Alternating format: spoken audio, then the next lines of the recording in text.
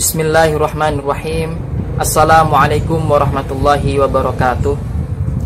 Alhamdulillahirabbil alamin. Assalatu wassalamu ala asyrafil anbiya wal mursalin wa ala alihi wa sahbihi ajma'in, amma ba'du. Alhamdulillah, segala puji syukur kita haturkan kepada Allah Subhanahu wa taala yang mana telah memberikan kita nikmat taufik hidayah serta kesehatan sehingga kita dapat melaksanakan ibadah puasa di bulan suci Ramadan ini tanpa ada halangan apapun. Salawat serta salam semoga senantiasa tercurah kepada junjungan kita Nabi besar Muhammad sallallahu alaihi wasallam serta kepada para sahabat dan para pengikut beliau hingga akhir zaman. Ayuhal ikhwan rahimani wa rahimakumullah. Ada dua nikmat besar yang sering kita lalaikan. Dua nikmat ini sering kita lupakan. Manusia lalai. Yaitu apa? Yang pertama nikmat sehat, yang kedua nikmat waktu luang. Yang pertama nikmat sehat. Ayuhal ikhwan, kesehatan adalah nikmat yang sangat luar biasa. Bahkan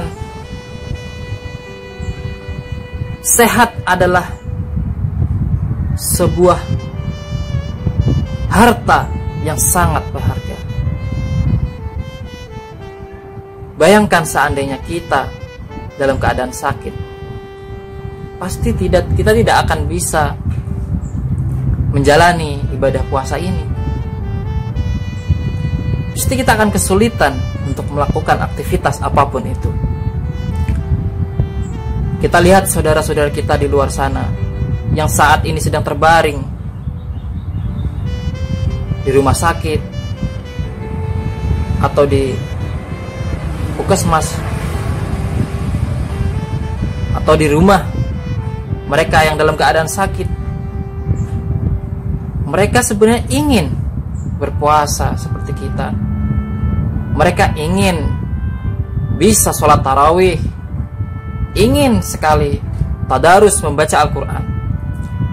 Tapi apa daya, karena dalam keadaan sakit, maka mereka tidak bisa.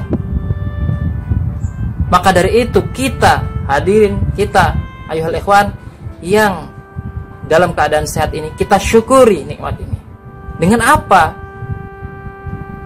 Wujud syukur kita dengan menggunakan kesehatan kita ini dengan maksimal, dengan semakin mendekatkan diri kepada Allah.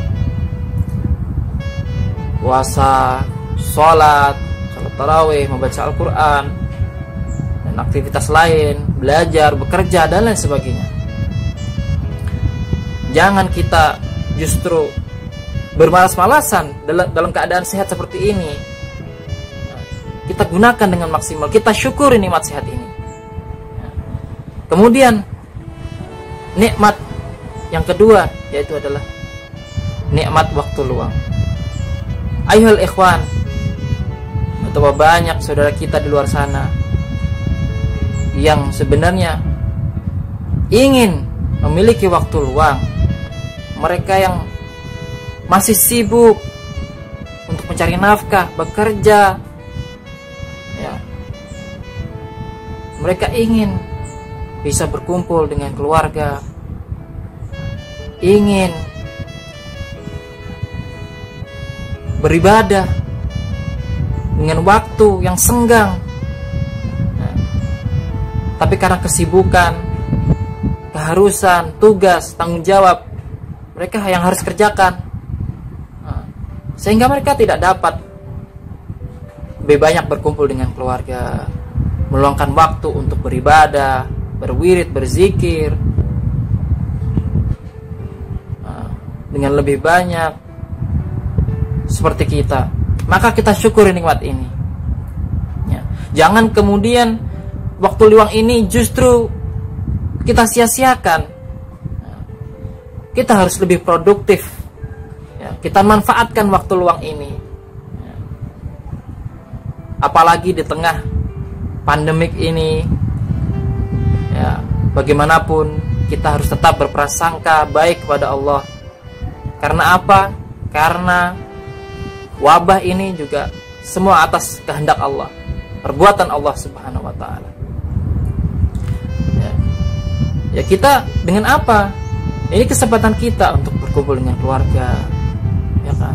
Mengawasi anak-anak kita, mendidik istri, mendidik anak, mengawasi sholat mereka, ya kan? Berbagi kasih, kepedulian, kemudian apa? Memperbaiki ibadah kita, sholat kita, kesempatan buat kita untuk belajar lagi, menambah wawasan.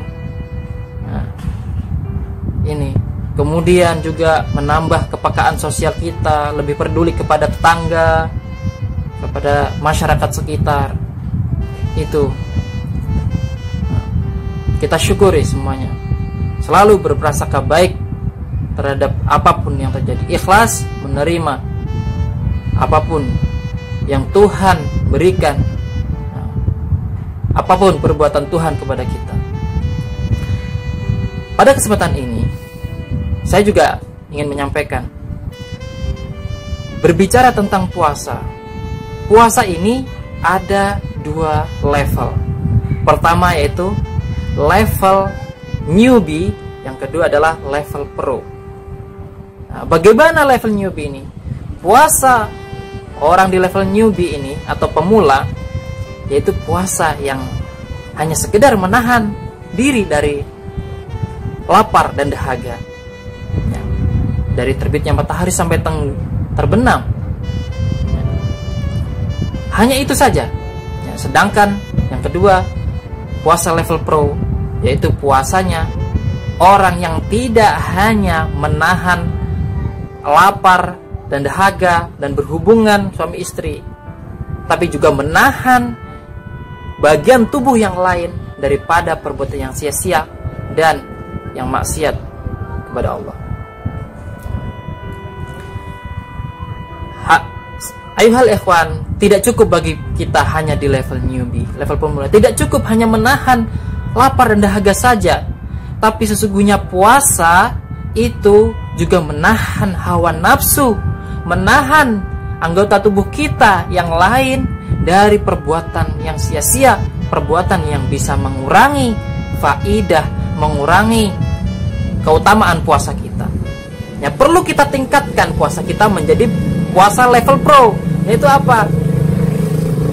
Menahan mulut dari menggibah, berbicara yang buruk, membicarakan aib orang, akan menfitnah dan lain sebagainya.